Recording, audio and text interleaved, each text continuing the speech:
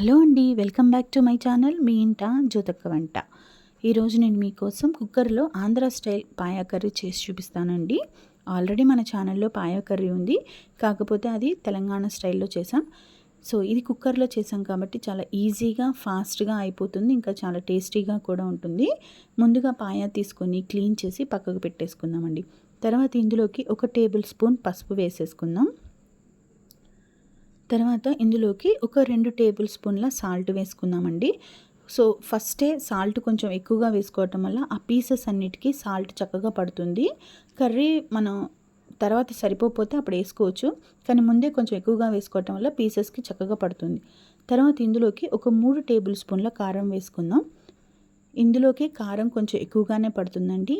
ఈ పాయా కర్రీ స్పైసీగా అయితేనే చాలా బాగుంటుంది. ఇంకా ఒక 3 టేబుల్ స్పూన్ల అల్లం వెల్లుల్లి పేస్ట్, ఇంకా 1 గంట ఆయిల్ వేసేసుకుందాం.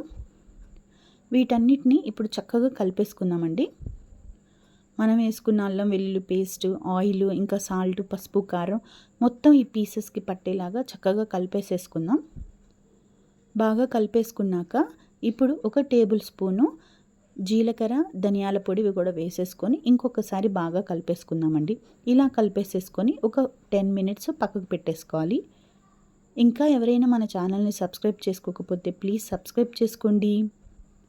తర్వాత 10 మినిట్స్ తర్వాత స్టవ్ మీద కుక్కర్ పెట్టేసుకొని ఒక 2 గంటల ఆయిల్ వేసుకుందాం. ఆయిల్ హీట్ అయ్యాక ఒక 2 పెద్ద సైజు ఉల్లిగడ్డల్ని ముక్కలుగా కట్ చేసుకొని ఆయిల్లో వేసేసుకుందామండి. సో ఇవి బాగా గోల్డెన్ బ్రౌన్ లాగా ఫ్రై అవసరం లేదు, ఒక 5 మినిట్స్ కొంచెం ఫ్రై చేసుకుంటే చాలు. చూడండి చక్కగా ఆయిల్ బయటకు వచ్చేసింది కదా. ఇప్పుడు మనం మ్యారినేట్ చేసి పెట్టుకున్న ఈ పాయా ముక్కల్ని కూడా ఈ కుక్కర్లో వేసేసుకుందాం.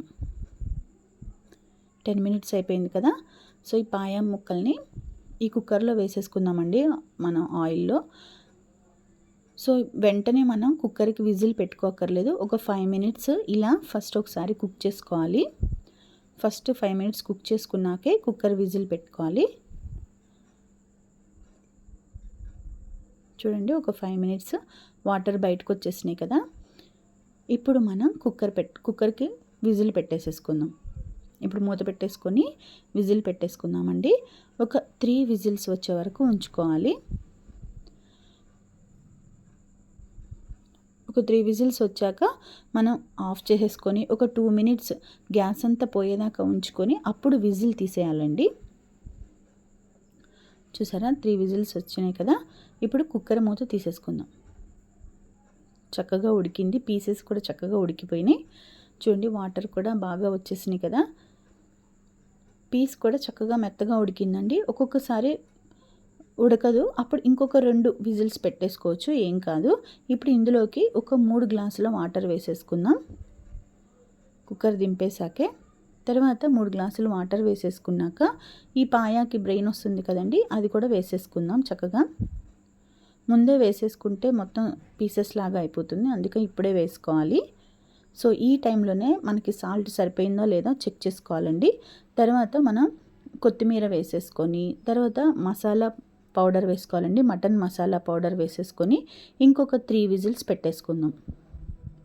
సో ఇంకొక 3 విజిల్స్ రాగానే మనం స్టవ్ ఆఫ్ చేసేసుకొని బౌల్లోకి తీసేసుకోవటమండి. చూసారా ఎంత బాగా కుక్ అయిపోయిందో. అంతేనండి, ఎంతో ఈజీగా ఫాస్ట్గా చేసుకునే paya curry. Thanks for watching.